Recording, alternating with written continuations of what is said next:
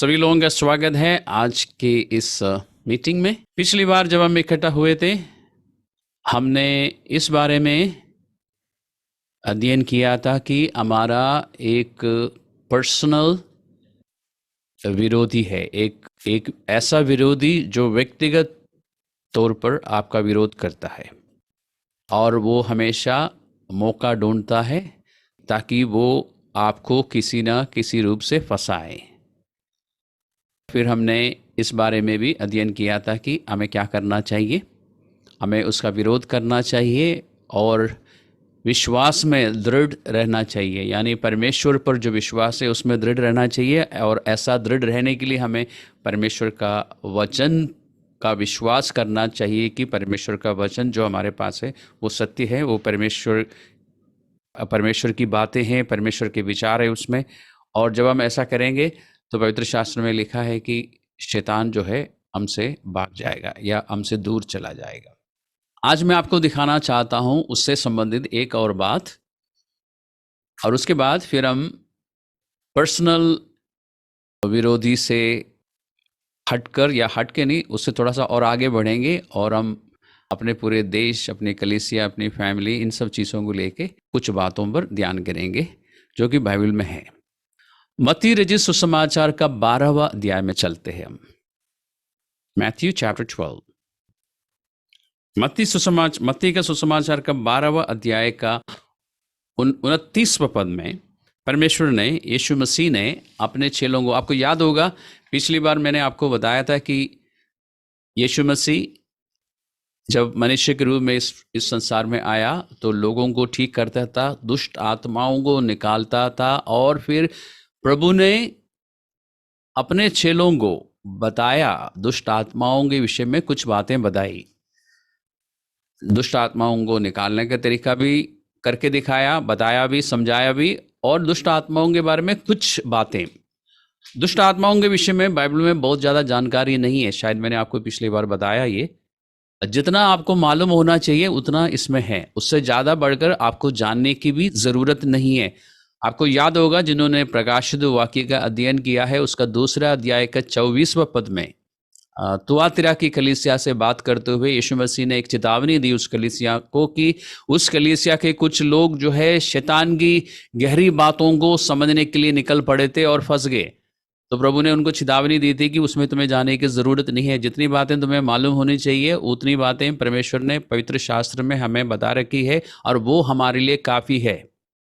पुराना नियम में भी कुछ जानकारी है और नया नियम में भी कुछ जानकारी है, वो हमारे लिए काफ़ी है। उससे बढ़कर हमें खोज करने की, अध्ययन करने की, रिसर्च करने की ज़रूरत नहीं है। और इसी तरह स्वर्गदूतों के विषय में भी जितनी जानकारी हमें चाहिए उतनी बाइबल में है। हमें इतना पता है कि स्वर्गदूत जो है परमेश्वर की बातों को मानते हैं, परमेश्वर की आज्ञा के अनुसार वो काम करते हैं। हमें ये भी मालूम है कि हम जब परमेश्वर की बातें इस पृथ्वी पर डिक्लेयर करेंगे तो पवित्र स्वर्गदूत काम करते हैं। मेरे ख्याल इतना काफ़ी है। हर एक विश्वासी के लिए एक स्वर्गदूत परमेश्वर ने नियुक्त किया है, ये सब बाइबल में लिखा है। उससे अतिरिक्त हमें जानने की ज़रूरत नहीं है। पवित्र शास्त्र में, पुराना नियम में, न्यायों की पुस्तक में 12वां अध्याय में सामसन को हिंदी में शिमशोन बोलते हैं। तो सामसन का जो पिता और माता थे उनको एक फरिश्ता दिखाई दिया था, बल्कि 2 बार दिखाई दिए थे, और वो परमेश्वर, वो फरिश्ता या ऐसा स्वर्गदूत नहीं था जैसे हम स्वर्गदूत को समझते हैं, वो परमेश्वर स्वयं था। और उस समय उन दोनों ने, माता पिता, मतलब सैमसन के जन्म होने की पहले की बात बता रहा हूँ, उस स्वर्गदूत से नाम पूछा और ये नाम जानना चाहा, क्योंकि उन्होंने कहा कि जब ये भविष्यवाणी जो हमारे लिए अभी जो बातें बताई गई, जब ये पूरी हो जाएगी तो हम तेरा आदर करना चाहेंगे। तो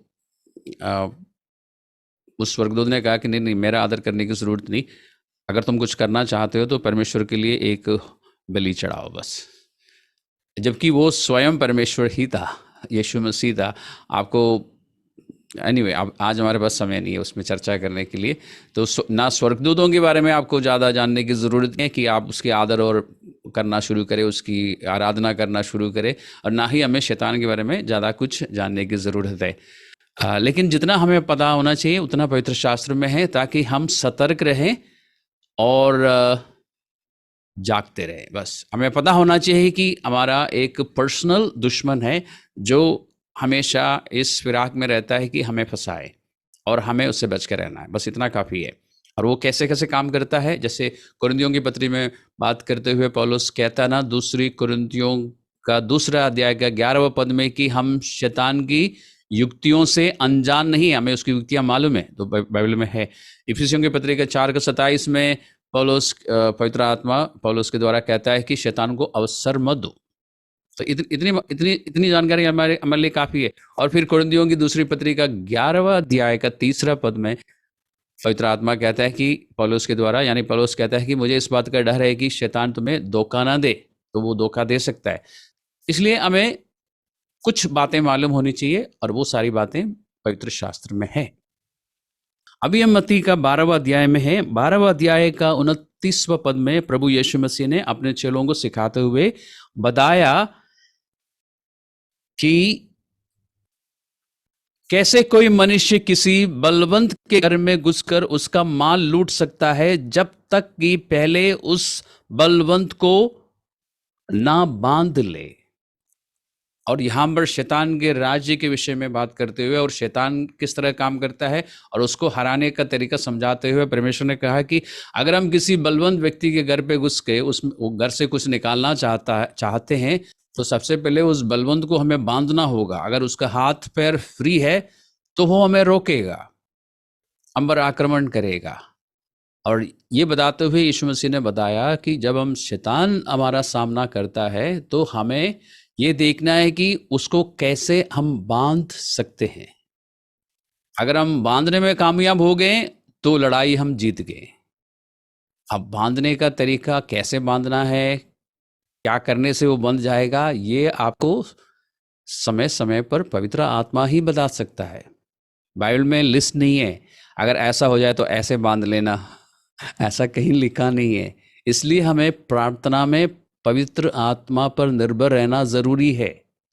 हमारे सिर्फ बोलने से कि मैं इस दुष्ट आत्मा को बांध देता हूं तो वो बंद नहीं जाता। वो आपका, आप जो तीर मार रहे हो वो बेकार जाएगा। आपको पता होना चाहिए कि कैसे बांधना है, तभी वो बंध जाएगा और फिर आप जीत जाएंगे, मैं जीत जाऊंगा। इस बारे में हम थोड़ा सा अध्ययन करते हैं। आपको अपने जीवन, इस कार्य के लिए आपको अपने जीवन में देखना होगा कि मेरे जीवन में कौन सा बलवंत व्यक्ति काम कर रहा है मेरे खिलाफ, यानी किस तरह का बलवंत व्यक्ति का प्रभाव मुझ पर हो रहा है। मेरे जीवन में ऐसी क्या क्या है जो मैं जिन चीज़ों या ऐसी किसी क्या क्या चीज़ों को मैं अपने जीवन में अनुमति देता हूं जो परमेश्वर मना करता है। वही है बलवंत जो आपके खिलाफ काम कर रहा है। तो आपके जीवन में कुछ ऐसी बातें हैं, कुछ ऐसी आदतें हैं जिसके लिए परमेश्वर साफ मना करता है, तो समझ लीजिए कि वही बलवंत है, उसको बांधना होगा। उसके लिए परमेश्वर से अनुग्रह मांगना होगा, ताकि आप उस आदत को अपने जीवन से हटाए, और तब वो बलवंत व्यक्ति जो आपको, या बलवंत व्यक्ति नहीं, बलवंत आत्मा जो आपका सामना कर रहा है, आपको रोक रहा है, वो हट जाएगा। उदाहरण के लिए, अगर आपको बहुत ज़्यादा गुस्सा आता है, अब आप कहेंगे गुस्सा तो सबको आता है, और साइंस और साइकोलॉजी आपको बताएगा कि गुस्सा जो है एक हमारी एक इमोशन है, एक भावना है। बिल्कुल है, लेकिन ज़रूर से ज़्यादा अगर गुस्सा आता है तो समझ लीजिए कि एक बलवंत व्यक्ति उस भावना का फ़ायदा उठा के आपके जीवन में काम कर रहा है। उसको निकालने का तरीका है, ये है कि आप इस बात को माने परमेश्वर के सामने, परमेश्वर से अनुग्रह मांगे, पवित्र आत्मा अनुग्रह देगा, परमेश्वर अनुग्रह देगा, और आप उस पर विजयी हो पाएंगे। तब वो बंध जाएगा परमानेंटली और वो आपके जीवन से हट जाएगा। इसी तरह बहुत सारी बातें हैं, जलन, जलसी, डाव, ईर्ष्या और कंपटीशन, बाकी विश्वासियों के साथ मुकाबला। बहुत सारी बातें ऐसी हैं हमारे जीवन में जो हमें रोकता है और हमें पता नहीं चलता। इसलिए थोड़ा सा ध्यान से देखने की ज़रूरत है। अगर हम मसीह में आगे बढ़ नहीं पा रहे हैं, अगर हमारे बिजनेस में हम आगे नहीं बढ़ पा रहे हैं, अगर हम अपने जॉब में आगे नहीं बढ़ पा रहे हैं, और जो बहुत कुछ हम प्रभु के राज्य में करना चाहते हैं लेकिन हम आगे नहीं बढ़ पा रहे हैं, हर जगह ऐसा लगता है कि एक दरवाज़ा बंद हो जाता है, तो एक बलवंत सामने खड़े होके आपका सामना कर रहा है, आपका विरोध कर रहा है, उसको हटाने का तरीका यह है कि अपने जीवन को देखिए, पवित्र आत्मा से सहायता मांगिए और उन चीज़ों को अपने जीवन से हटा दीजिए जिसको परमेश्वर पसंद नहीं करता, जिसको परमेश्वर मना करता है, तो बलवंत बंध जाएगा और आप कामयाब होंगे। अब परमेश्वर का राज्य के विषय में आप काफ़ी कुछ जानते हैं। परमेश्वर के राज्य की तरह शैतान का भी एक राज्य है। ध्यान रखिए, मैं शैतान के विषय में बहुत कम बातें बताता हूँ, जितने बाइबल में है और उतना काफ़ी है। बहुत ज़्यादा जानने की कोशिश मत करना, मुझे ज़्यादा इंटरेस्ट नहीं है शैतान के विषय में सिखाने का। लेकिन जो बातें अनिवार्य है सिर्फ वही बता रहा हूँ, इसमें ज़्यादा रुचि मत लेना, आपके लिए अच्छा नहीं होगा। जितना है बाइबल में उतना वहाँ तक सीमित रहिए। गूगल में जाके ज़्यादा सर्च मत मारना और ना बुक्स खरीद के पढ़ने की कोशिश करना शैतान के बारे में, अच्छा नहीं है। उसकी गहरी बातें हमें जानने की ज़रूरत नहीं है। इफिसियों की पत्री में चलते हैं, एक ऐसी पत्री जो OHN के सभी बिलीवर्स को अच्छी तरह से मालूम है कि ऐसी एक पत्री है, क्योंकि आप अक्सर पढ़ते होंगे, हम सिखाते भी है उसमें से, इसलिए आपको अच्छी तरह मालूम है। नया नियम में एक पत्री है और इफिसियों की पत्री, उस पत्री का 6वां अध्याय में चलते हैं और 12वां पद को हम देखते हैं। Ephesians chapter 6 verse 12।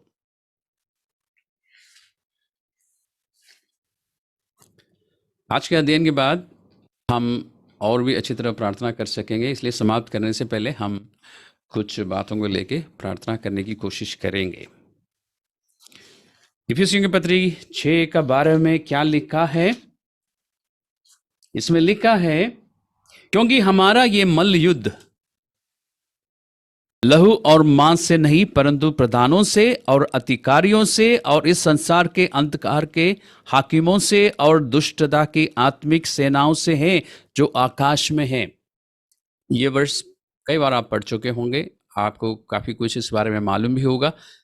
हम एक बार इस पर ध्यान देते हैं। सबसे पहले लिखा है कि हमारा लिखते हुए पौलुस बता रहा है, यानी पौलुस और बाकी सब पढ़ने वालों का, सबको मिला के हमारा। तो इसको पढ़ते समय आप इसको ऐसे पढ़िए, मेरा मल्ल युद्ध, मेरा एक मल्ल युद्ध है और 4 किस्म की दुष्ट आत्माओं से मेरी लड़ाई है। और ये कब तक रहेगी? जब तक आप यहाँ पर है, जब तक रैप्चर नहीं होता तब तक ये लड़ाई जारी है। यदि आप कहना चाहे कि नहीं, मुझे लड़ाई में ज़्यादा दिलचस्पी नहीं है, तो मैं बताता हूं कि ऐसा एक ऑप्शन परमेश्वर ने रखा नहीं है, क्योंकि आप परमेश्वर के राज्य में हो और शैतान का राज्य और परमेश्वर के राज्य के बीच में हमेशा दुश्मनी है, हमेशा लड़ाई है। और क्योंकि आप परमेश्वर के राज्य में हो तो आपके साथ लड़ाई जरूर होगी। अगर आप लड़ेंगे नहीं तो वैसे भी आप हार जाएंगे, इसलिए अच्छा है कि लड़ो और जीतो। 4 किस्म के, 4 स्तर पर दुष्ट आत्माएं काम करती है, हमारे खिलाफ, हमारे परिवार के खिलाफ, हमारे देश के खिलाफ, हमारे शहर के खिलाफ, यानी इस पृथ्वी में जो कुछ है उन सब चीज़ों के खिलाफ दुष्ट की सेनाएं काम करती है। और इसमें 4 लेवल पे हैं, प्रधानताएं, अधिकारियां और इस संसार के अंधकार के हाकिम और दुष्टता की आत्मिक सेनाएं जो आकाश में हैं। तो सबसे पहले ये ध्यान में रखिए, हमारा युद्ध मनुष्यों से नहीं है। किसी भी मनुष्य के साथ हमारी लड़ाई नहीं है।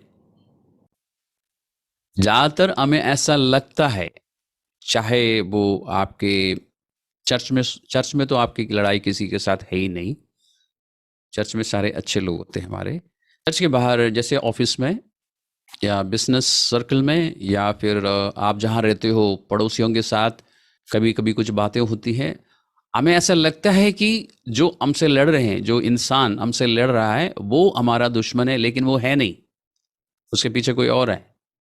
इस बात को समझाने के लिए, और ये सिर्फ मेरे साथ पर्सनल लेवल पे नहीं, हमारे नेशनल लेवल पे, हमारे स्टेट लेवल पे, सिटी लेवल पे भी ये लड़ाई होती रहती है। आपने देखा होगा कि यहाँ पे 4 किस्म की दुष्ट आत्माओं के विषय में जिक्र है और सबसे लास्ट में लिखा है कि जो आकाश में है। तो इनकी जगह जो है, दुष्ट आत्मा है जो है, इसमें आकाश लिखा है।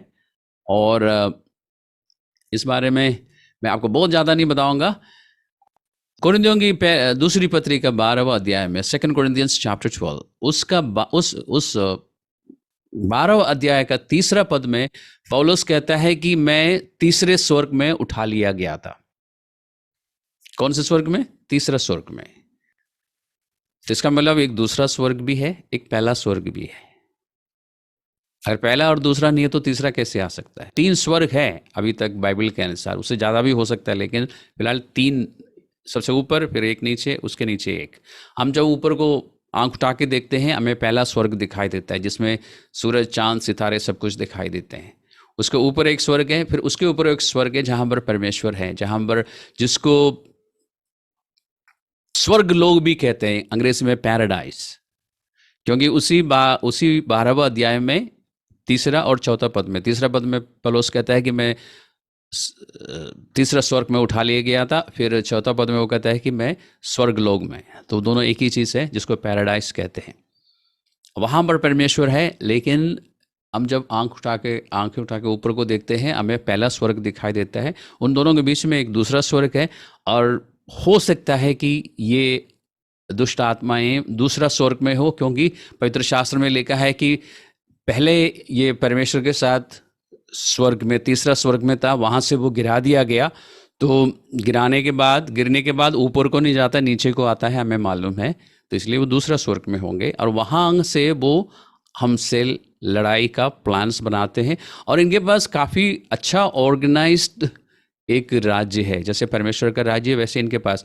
और ऑर्गेनाइज इसलिए है क्योंकि ये जो शैतान है, जिसके विषय में आपको यशायाह नबी की पुस्तक में भी जानकारी मिलेगी और यहेजकेल की पुस्तक में भी मिलेगी, कि ये पहले स्वर्ग में था। ये एक आर्कएंजल था, यानी एक प्रधान दूत था, जिसके साथ बहुत सारे स्वर्गदूत थे। जब इसने परमेश्वर के साथ बलवा किया, तो इसने अकेले ने नहीं किया, उसके साथ जितने भी लोग थे उन सबको साथ लिया था, इसलिए सबको गिरा दिया गया था। और ये बहुत ही ऑर्गेनाइज तरीके से है, जैसे आप देख रहे हैं ना कि प्रधानताएं, अधिकारियां, अंधकार के हाकिम और दुष्टता की आत्मिक सेनाएं, 4 किस्म की, 4 लेवल पे समझ लीजिए। और इन सबके ऊपर शैतान खुद है, जिसको हिंदी में शैतान कहते हैं, उर्दू में इबलीस कहते हैं। मैं आपको इस बारे में थोड़ा सा समझा देता हूँ, फिर आपको सारी बातें समझ आएगी। आप दानियल नबी की पुस्तक खोलिए, पुराना नियम में, यहेजकेल के बाद है पुस्तक। दानियल नबी का पुस्तक का 10वां अध्याय में हम चलते हैं। 10वां अध्याय का मैं 12वां पद से पढ़ूंगा, ताकि हमें थोड़ा सा कॉन्टेक्स्ट समझ आए। यहाँ पर आप क्या देखते हैं कि 10वां अध्याय में दानियल नबी प्रार्थना कर रहा था, और 21 दिन यानी 3 हफ्ते लगातार फास्टिंग के साथ प्रार्थना की। तो 21 दिन के बाद एक स्वर्गदूत दानियल के पास आया उस प्रार्थना का जवाब लेके, और वो कहता है 12वें पद में, फिर उसने मुझसे कहा, हे दानियल, मत डर, क्योंकि पहले ही दिन को जब तूने समझने बूझने के लिए मन लगाया और अपने परमेश्वर के सामने अपने अपने को दीन किया, उसी दिन तेरे वचन सुने गए। ध्यान ध्यान दीजिए इस बात पर। जब हम प्रार्थना करते हैं तो उसी दिन परमेश्वर प्रार्थना सुन लेते हैं। अच्छी बात है ना? 1 महीने के बाद नहीं, उसी दिन परमेश्वर के पास, उसी समय परमेश्वर के पास हमारी प्रार्थना पहुंच जाती है। और स्वर्गदूत क्या कहता है कि जिस दिन तूने मन लगा के प्रार्थना की, उसी दिन परमेश्वर के सामने तेरे वचन सुने गए, और तेरे वचनों का कारण, और मैं तेरे वचनों के कारण आ गया हूं। आज 21 दिन पहले प्रार्थना की थी, लेकिन मैं आज आया हूं 21 दिन के बाद। कारण बता रहा है। 13वें पद को अब ध्यान से सुनिए। लिखा है कि फारस के राज्य का प्रधान 21 दिन तक मेरा सामना किए रहा। ये स्वर्गदूत स्वर्ग से, परमेश्वर तीसरा स्वर्ग से निकला दानियल से मिलने के लिए, बीच में किसी ने रोक दिया उसको। यहां लिखा है कि फारस, जिसको अंग्रेजी में पर्शिया बोलते हैं, पर्शिया का प्रधान लिखा है, उसने रोक दिया मुझे, और मुझे उसके साथ लड़ना पड़ा 21 दिन तक। आगे पढ़ते हैं। परंतु मिखाएल, जो मुख्य प्रधानों में से है, वे मेरी सहायता के लिए आया, इसलिए मैं फारस के राजाओं के पास रहा। अब पहले आपने क्या देखा? फारस का प्रधान को देखा, और फिर आपने 14 पद में 13 पद में आखिर में देखते हैं कि फारस के राजाओं के पास रहा। तो सबसे ऊपर प्रधान है, उसके नीचे राजा है। ये उस राज्य की विशेषता है। सबसे ऊपर कोई होता है, फिर उसके नीचे कोई होते हैं। और यहाँ पर जो बात हो रही है, आपको पढ़ते समय ऐसा लगता है ना कि फारस के राजा के विषय में बात हो रही है। फारस का राजा उस समय साइरस था। जो लोग दानियल नबी की पुस्तक का अध्ययन कर रहे हैं, आपके लिए बहुत इंटरेस्टिंग बातें होगी जब हम 10वें अध्याय में पहुंचेंगे। वहां का राजा इस समय साइरस है ऐसा, लेकिन ये साइरस के बारे में बात नहीं हो रही है, क्योंकि ये साइरस का तीसरा साल था। 10वें अध्याय में आपको पता चलता है जब दानियल नबी ने प्रार्थना शुरू की थी। और साइरस का जो प्रधान लिखा है, सॉरी, फारस का जो प्रधान यहाँ पे लिखा गया है वो साइरस नहीं, यानी कोई मनुष्य नहीं है। उस मनुष्य को कंट्रोल करने वाला, उसको नियंत्रण करने वाला एक दुष्ट आत्मा, जिसको प्रधान कहते हैं। यानी पूरा पर्शिया जो है, पूरा जो फारस राज्य जो है, उसका नियंत्रण करने वाला एक पावरफुल, बहुत ही सामर्थी दुष्ट आत्मा है, जिसको फारस का प्रधान कहा है। और उस फारस राज्य में, यानी पर्शियन किंगडम ऑफ पर्शिया में, उसके नीचे हो सकता है कि अलग अलग शहरों के ऊपर राज्य करने वाले राजा हो, जिनके लिए लिखा है कि वहां के राजाओं ने, एक से ज्यादा। और देखिए 14 पद में क्या लिखा है कि और अब मैं तुझे समझाने आया हूं कि अंत के दिनों में तेरे लोगों की क्या दशा होगी, क्योंकि जो दर्शन तूने देखा है वे कुछ दिनों के बाद पूरा होगा। और फिर 20वें पद में अंत में कहता है कि अब मैं फारस के प्रधान से लड़ने को लौटूंगा, और जब मैं निकलूंगा तब यूनान का प्रधान आएगा। यूनान का प्रधान इसलिए है क्योंकि आप हिस्ट्री में भी ये बात, हिस्ट्री में से भी आपको ये बात पता चलेगी, और दानियल नबी की पुस्तक का अध्ययन करने से भी आपको पता चलेगा कि फारस यानी पर्शियन किंगडम के बाद जो किंगडम आया था वो यूनान का था, ग्रीस, किंगडम ऑफ ग्रीस। पहले बैबिलन, इसके बाद पर्शिया यानी फारस, उसके बाद यूनान यानी ग्रीस, उसके बाद रोम। तो ये तो इतिहास में भी है। तो ये स्वर्गदूत जो आया दानियल से मिलने, वो कहता है कि अब मैं फारस के प्रधान से लड़के आया हूं, वापस जाऊंगा तो फिर लड़ाई होगी। उसके बाद फिर मेरी लड़ाई किससे होगी?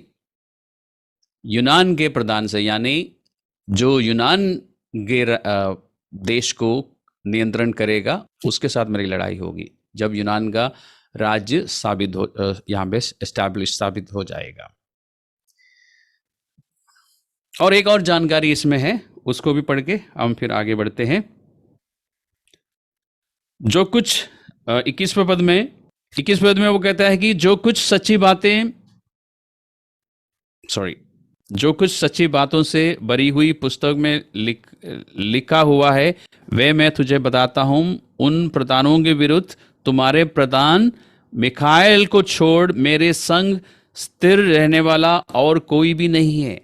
इसमें लिखा है कि तुम्हारा प्रधान मिखाएल, तुम्हारा मतलब दानियल के लोगों का, यानी इस्राएल का प्रधान। तो इससे हमें एक जानकारी मिल जाती है कि इस्राएल देश के लिए परमेश्वर ने अपनी तरफ से भी एक प्रधान को नियुक्त किया है, जिसका नाम है मिखाएल, अंग्रेजी में माइकल, आर्कएंजल माइकल।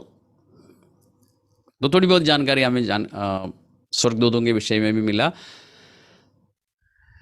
शैतान की तरफ से आज राज्य कम है, देश ज़्यादा है। देशों को, एक एक देश को कंट्रोल करने के लिए एक एक प्रधान है, जैसे हमारे पूरे देश को कंट्रोल करने के लिए। इसके बाद देश में अलग अलग राज्य है, यानी स्टेट्स हैं। उस स्टेट्स लेवल पर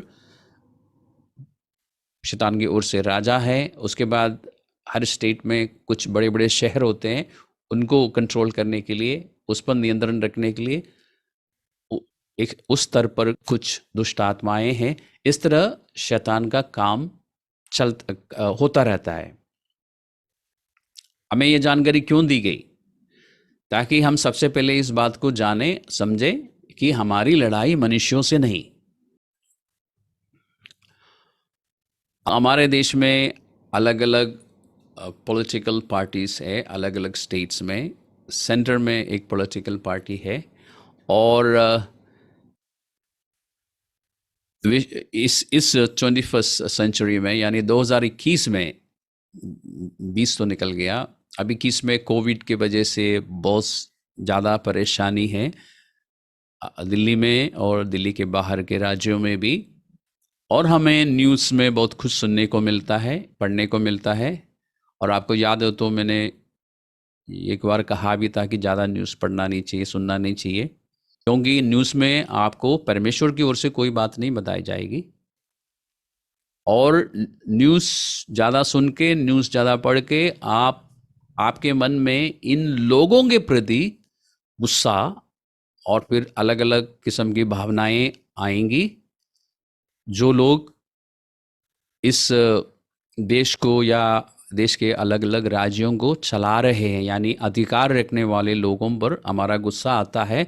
जबकि हमने दानियल नबी के पुस्तक में से पढ़ा कि जैसे यहाँ पर अधिकारी है, अधिकार रखने वाले लोग हैं, वहाँ वैसे स्वर्गीय स्थानों पर भी हैं, और वहाँ से इनको कंट्रोल किया जाता है। यानी आपने बचपन में मेलों में गए होंगे और कठपुतली देखे होंगे, पपेट शो देखा होगा। जरा याद कीजिए, पपेट्स को कोई डोरी से चलाता था। अगर आपको वो पपेट पसंद नहीं आया, अगर आप उसको मारते तो क्या फ़र्क पड़ता? कोई फ़र्क नहीं पड़ता, वो दूसरा पपेट वहाँ पे चलाएगा, चलाने वाला। लेकिन अगर आप चलाने वाले को मार देते तो काम हो जाता है ना। तो हमारा गुस्सा लोगों पर नहीं होना चाहिए। हमें किसी भी लीडर पर, अधिकार रखने वाले पर दोष नहीं लगाना चाहिए, उनके खिलाफ कुछ भी नहीं बोलना चाहिए। क्यों? उनको और कोई चला रहा है। अगर हम तीर चलाएंगे या बंदूक चलाएंगे तो गोली उस पर लगनी चाहिए जो इनको नचा रहा है, नहीं तो हमारी प्रार्थना व्यर्थ है। अब ये पता कैसे चलेगा कौन इनको कंट्रोल कर रहा है? और फिर अगर पता चल भी गया कि उस आत्मा का नाम ये है, दूसरा सवाल ये है कि उस पर गोली कैसे चलाएंगे? ये दोनों बातें पवित्र आत्मा ही बता सकता है। इसलिए असरदार प्रार्थना करने के लिए हमें पवित्र आत्मा पर निर्भर रहना ज़रूरी है। और हम इन बातों को सीख रहे हैं, समझ रहे हैं, ताकि हम धीरे धीरे असरदार प्रार्थना कर सके और हमारी प्रार्थनाओं का सही असर हो। यानी अभी इन दिनों में हम बीमार लोगों के लिए ज़्यादा प्रार्थना कर रहे हैं, उसकी ज़रूरत है और प्रार्थना हम जारी रखेंगे। बीमार लोगों का साथ ठीक होने के साथ साथ हमारे देश का भी ठीक होना अच्छा रहेगा। बहुत सारी बातें हैं जो पवित्र आत्मा की सहायता से जब हम प्रार्थना करते हैं तो पूरा हो जाता है।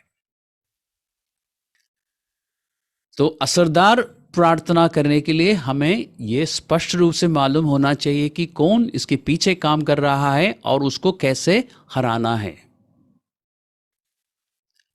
उसके लिए हम सबसे पहले क्या करेंगे? हम अपने देश के अधिकार रखने वाले सभी लोगों के लिए प्रार्थना करेंगे, उनको हम आशीष देंगे, उनके खिलाफ नहीं बोलेंगे, उनको हम आशीष देंगे। तिमोथी की पुस्तक में 2 अध्याय में लिखा है ना कि अधिकार रखने वाले सभी लोगों के लिए प्रार्थना की जाए।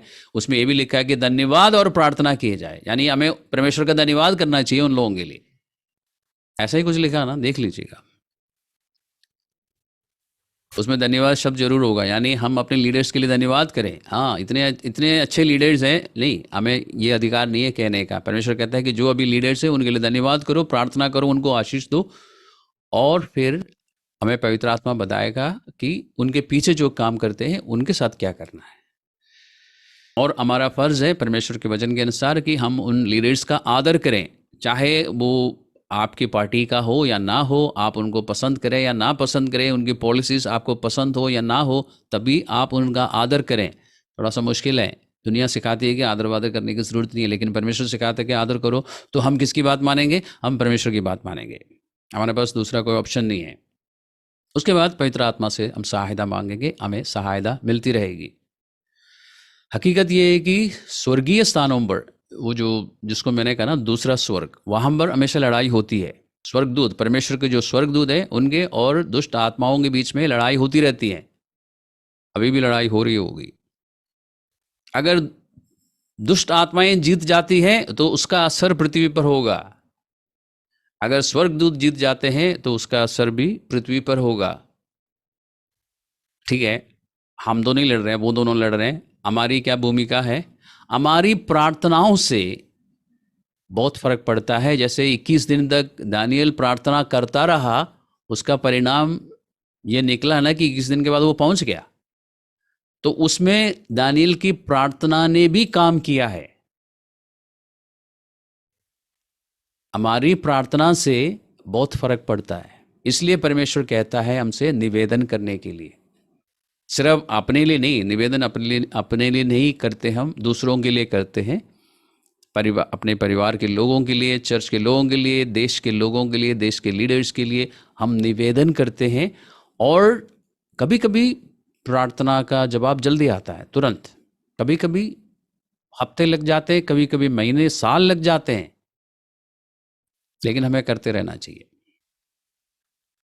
क्या प्रार्थना करनी है, क्या बोलना है, क्या नहीं बोलना है, वो सब पवित्र आत्मा बताएगा। अब इस तरह की प्रार्थना करने के लिए थोड़ी बहुत तैयारी की हमें ज़रूरत है। वैसे भी आप प्रार्थना को लड़ाई के रूप में देखेंगे तो आपको समझ में आएगा, प्रार्थना में तैयारी की ज़रूरत है। लड़ाई में जैसे तैयारी की ज़रूरत है, युद्ध में तैयारी की ज़रूरत है, तो प्रार्थना में भी तैयारी की ज़रूरत है। इफिसियों की पत्री में जहाँ पे अभी हम थे, जहाँ लिखा है कि इस तरह 4 स्तर पर, 4 लेवल पर काम करने वाले दुष्ट आत्माएं हैं जिनके साथ मेरा मल्ल युद्ध है। उस पैसेज में चलते हैं, यानी इफिसियों की पत्री का 6 अध्याय में चलते हैं। वहाँ हम एक और बात देखेंगे, उसके बाद हम आज का अध्ययन को समाप्त कर सकेंगे। और जैसे मैंने कहा, बहुत ज़्यादा डिटेल्स हमें नहीं चाहिए, इतना काफ़ी है। बाकी जो है पवित्र आत्मा समझाता रहेगा हमें। 13वें पद को ध्यान से देखिए। 13वें पद में लिखा है इसलिए। और मैंने आपको बता रखा है कि जब आप इसलिए पढ़ते हैं तो अपने आप से पूछ लेना किस लिए, क्यों। इसलिए का मतलब है कि कुछ पहले बताया गया है, हमारा मल्लयुद्ध, क्योंकि मेरा मल्लयुद्ध इन सब दुष्ट आत्माओं से है, इसलिए मुझे एक काम करने की जरूरत है। परमेश्वर के सारे हथियार बांध लो। परमेश्वर के सारे हथियार, इस सारे में आप सारे को हाईलाइट कर देना। 1-2 हथियार बांधना काफी नहीं है, सारे हथियारों को बांधना जरूरी है कि तुम बुरे दिन में सामना कर सको। अब कुछ मसीह लोग ऐसा विश्वास करते हैं कि मसीह लोगों के जीवन में कोई बुरा दिन नहीं आता। मैं इस बारे में बहस नहीं करना चाहूँगा। बाइबल में लिखा है कि बुरा दिन का सामना कर सको तो बुरा दिन आएंगे। जो भी कोविड बीमार हो गए थे उनको पता था कि बुरे दिन आए थे, सबको उनको पता है। तो बुरे दिन आते हैं, उसका सामना करने के लिए लिखा है कि परमेश्वर के सारे हथियार बांध लो और सब कुछ पूरा करके स्थिर रह सको। इसलिए सत्य से अपने कमर कसकर, एक हथियार है वो सत्य, परमेश्वर का वचन से कमर को कसना है। और धार्मिकता की जिलम पहनकर, परमेश्वर की धार्मिकता हमारे परमेश्वर ने पहना रखा है, उसको वहीं रहने दो। और इस बात को हमारे हृदय में हमेशा बसा के रखना चाहिए कि हमारे पास जो धार्मिकता है वो परमेश्वर की दी हुई है, हमने कमाया नहीं है उसको। और पावों में मेल के सुसमाचार की तैयारी की जूते पहनकर जितना हो सके सुसमाचार दूसरों के साथ शेयर करो। वो एक हथियार है। जब शैतान ज्यादा आक्रमण करता है ना, ज्यादा से ज्यादा सुसमाचार शेयर करो। और इन सब के साथ विश्वास की ढाल लेकर स्थिर रहो, जिससे तुम उस दुष्ट के सब जलते हुए तीरों को बुझा सको। 4 हो गए ना, विश्वास की ढाल और फिर उद्धार का टॉप सर पे, उद्धार का टोप पहन के। थिस्सलुनीके की पत्री में लिखा है कि वो हमारी आशा की टोप है। उद्धार और आशा यानी हमारे आत्मा को उद्धार मिल चुका है, हमारे दिमाग जो है, प्राण जो है, वो उद्धार पाने के रास्ते में, यानी धीरे धीरे हम बदलते जा रहे हैं मन में, और एक दिन हमारे शरीर को भी उद्धार मिलेगा जिस दिन यीशु मसीह बादलों पर प्रकट होगा। उस आशा को रखते हुए हम इस लड़ाई को लड़ेंगे। तो 5 हथियार हुए जो कि हमारी अपनी सुरक्षा के लिए है। और इसके बाद एक और हथियार है, आत्मा की तलवार जो परमेश्वर का वचन है, उसको ले लो। ये छठा है हथियार, परमेश्वर का वचन। पहले भी परमेश्वर के वचन की बात की थी, वो है बाइबल यानी पवित्र शास्त्र, यानी परमेश्वर का लिखा हुआ वचन जो हम अपने मन में बसा के रखेंगे, मन में उसको भर देंगे। जैसे कुलुस्सियों की पत्री का 3 अध्याय में लिखा है कि तुम्हारा मन परमेश्वर के वचन से भर जाए, ताकि उचित समय पर जब हमें जरूरत हो, हमारे पास उचित वचन हो। उस वचन के बारे में लिखा है आत्मा की तलवार। वो वचन हमारे पास होगा, दिमाग में परमेश्वर का वचन भरा हुआ है, इसलिए समय के अनुसार जो बेस्ट है वो वचन हमारे दिमाग में एकदम पवित्र आत्मा लाएगा, आत्मा में लाएगा, ताकि हम उसको इस्तेमाल कर सके। उस वचन को हम कैसे इस्तेमाल करते हैं? मुंह से बोलकर। यह है आत्मा की तलवार। उसके बाद एक और हथियार है जो उस लिस्ट में आपको दिखाई नहीं देगा, उसको आप मिलेगा 18वां पद में। लिखा कि हर समय हर प्रकार से आत्मा में प्रार्थना और विनती करते रहो। वो है सबसे ज्यादा पावरफुल हथियार। तलवार से आप कितनी दूर तक किसी को मार सकते हैं? जितनी लंबी आपकी तलवार है, लेकिन प्रार्थना बहुत दूर तक जाती है। इसलिए सबसे पावरफुल हथियार है प्रार्थना। लेकिन वो उस हथियार को इस्तेमाल करने के लिए बाकी सारे हथियार आपको सही रीति से बांधना होगा, नहीं तो दुश्मन वहां से जब पलट के मारेंगे, वार करेंगे, अपना तीर छोड़ देगा, तो वो सीधा आके आपको लगेगा। उसके तीरों को बुझाने के लिए आपकी डाल सही जगह पे होनी चाहिए। तो इसलिए इस तैयारी के साथ हम प्रार्थना करेंगे, और फिर पवित्र आत्मा जो इसमें अभी जो फिल इन द ब्लैंक्स है ना, जो बातें अभी लाइन छोड़ दिया है, वो पवित्र आत्मा के लिए है। वो हर एक व्यक्ति को उसकी बुलाहट के अनुसार, उसकी तैयारी के अनुसार पवित्र आत्मा बताएगा, वो कोई इंसान नहीं बता सकता। एक फाइनल वर्स में आपको दिखाना चाहता हूँ, बल्कि 2 वर्सेस, हमारे पास थोड़ा सा समय है। ये प्रार्थना जो है, ये प्रार्थना मैंने कहा कि सबसे ज़्यादा पावरफुल, सबसे ज़्यादा सामर्थ्य हथियार है जो हमारे पास है, और उसको इस्तेमाल करने के लिए हमें तैयारी की ज़रूरत है। मैं आपको एक उदाहरण दिखाता हूँ। आप इफिसियों की पत्री में हैं, तो 2-3 पन्ना पलटने के बाद आप कुलुस्सियों की पत्री में पहुँचेंगे। कुलुस्सियों की पत्री का 4 अध्याय का 12वां पद को देखिए। कुलुस्सियों 4 का 12, कोलोशियंस चैप्टर 4 वर्स 12।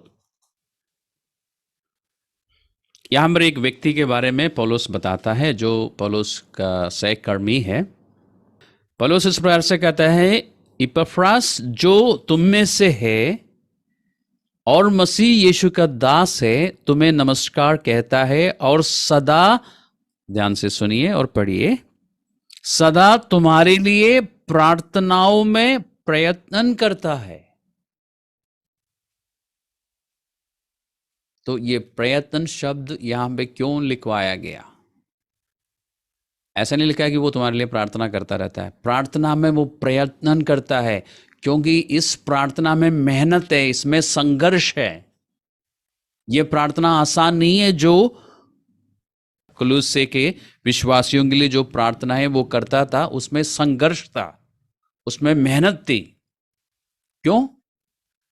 क्योंकि विरोधी है। उस प्रार्थना का पूरा ना होने के लिए विरोध करने वाला विरोधी है, उसका विरोध को रोक के आगे बढ़ना था। और लंबे समय तक यह प्रार्थना जारी रही। और किस तरह की और किस बात, या कुलुस के विश्वासियों के लिए ये जो दास है परमेश्वर का, इपफ्रास, ये क्या प्रार्थना करता था, वो भी एक बार देख लेते हैं। अभी तो हमने देखा कि वो प्रार्थना में संघर्ष करता रहा, प्रयत्न करता रहा, लड़ता रहा, यानी उस शहर के विश्वासियों के लिए वो लड़ता रहा प्रार्थना में, परमेश्वर से नहीं, विरोध करने वालों से। ठीक है, और क्या प्रार्थना होती थी देखते हैं एक बार। ताकि तुम सिद्ध होकर पूर्ण विश्वास के साथ परमेश्वर की इच्छा पर स्थिर रहो, यही प्रार्थना थी।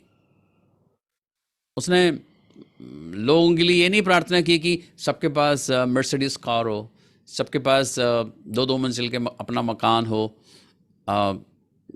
जो भी लोगों की इच्छाएं होती है। जिनके पास छोटा घर है उनके पास बड़ा घर आ जाए, जिनके घर में नौकर नहीं है उनके पास चार चार नौकर भी आ जाए। नहीं, इस तरह की कोई प्रार्थना नहीं की। यही प्रार्थना की कि परमेश्वर इस कलीसिया के लोग, इस शहर में जो कलीसिया, यानी सिर्फ एक स्थानीय कलीसिया नहीं, पूरे शहर के, यानी छोटे छोटे सारी कलीसिया मिला के कुलिसे में जो कलीसिया है, एक बड़ी कलीसिया, यानी पूरे दिल्ली शहर की जो कलीसिया, यानी दिल्ली के सारे विश्वासी लोग, इंडिया के सारे विश्वासी, वो प्रार्थना करता था कि लोग क्या करें, लोग सिद्ध हो जाए प्रभु यीशु मसीह में, और परमेश्वर की इच्छा को वो पहचाने और उस इच्छा पर पूरे विश्वास के साथ स्थिर रहे, यानी परमेश्वर की इच्छा को पहचाने और उसको कर डाले। और इसी की जैसे एक प्रार्थना पौलुस भी करता था, जो कि आपको पहला अध्याय के आखिरी पदों में मिलेगा और दूसरे अध्याय के शुरुआत में भी मिलेगा। आपको मैं होमवर्क दे रहा हूं, आप खुद पढ़ लेना। पौलुस भी कहता है कि मैं भी इसलिए प्रयत्न करता रहता हूं। तो देखिए उस जमाने में लोग किस तरह की प्रार्थनाएं करते थे विश्वासियों के लिए सबसे ज्यादा प्रार्थना में कैसे प्रयत्न करते थे, और उनकी प्रार्थना में परमेश्वर के सामने वो क्या रखते थे। क्योंकि अगर ये चीज पूरी हो जाए ना, ये प्रार्थना का जवाब आ जाए ना, तो बाकी सारी चीजें अपने आप आएंगी। उनको ये चीज, ये सीक्रेट मालूम था।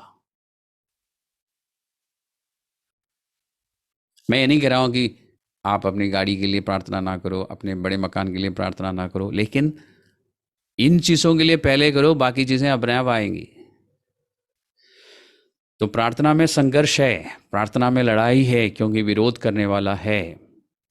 और लास्ट में एक वर्ष आपको बताना चाहूंगा, वो है लूका रचित सुसमाचार का 10वां अध्याय का 20वां पद। Luke chapter 10 verse 20।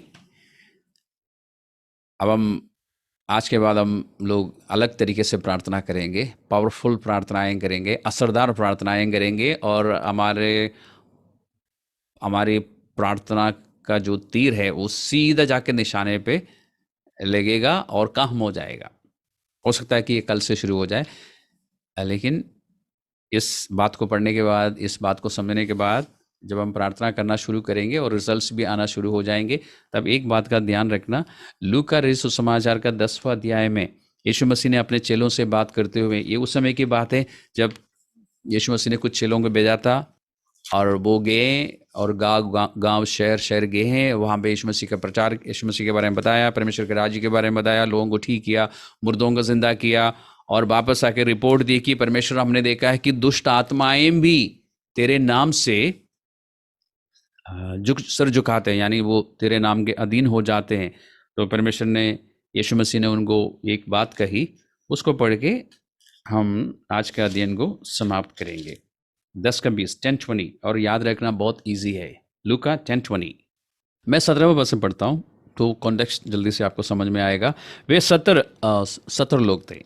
वे 70 आनंद करते हुए लौटे और कहने लगे, हे प्रभु, तेरे नाम से दुष्ट आत्मा भी हमारे वश में है।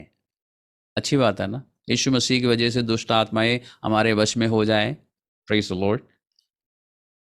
उसने उनसे कहा, मैं शैतान को बिजली के समान स्वर्ग से गिरा हुआ देख रहा था।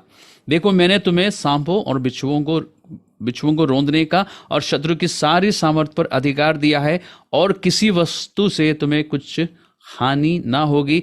तो भी इस बात से, इससे आनंदित मत हो कि आत्मा तुम्हारे वश में है।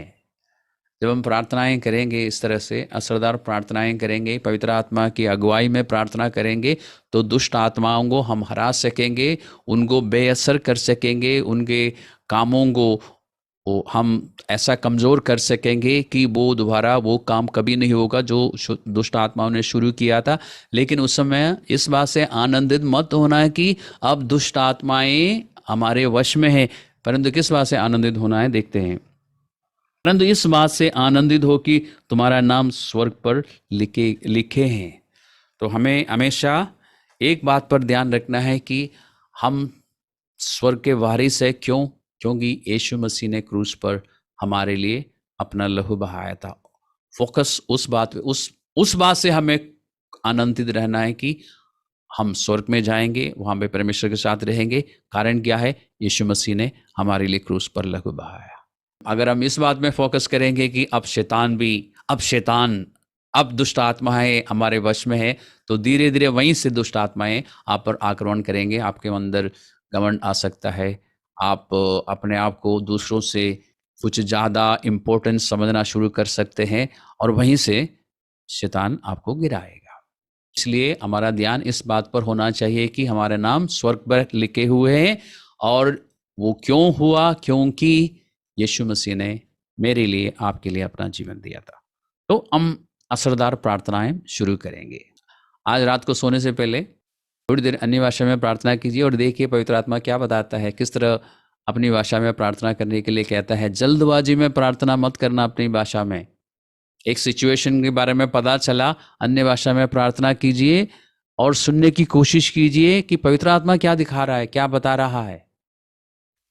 न्यूज़ के द्वारा या दूसरे भाई बहनों की ओर से जो प्रेयर रिक्वेस्ट आती है, उसमें आपको सिर्फ सामने की चीज़ें दिखाई देती है, लेकिन पर्दे के पीछे क्या है, कौन डोरी चला रहा है, हमें समझ में आएगा।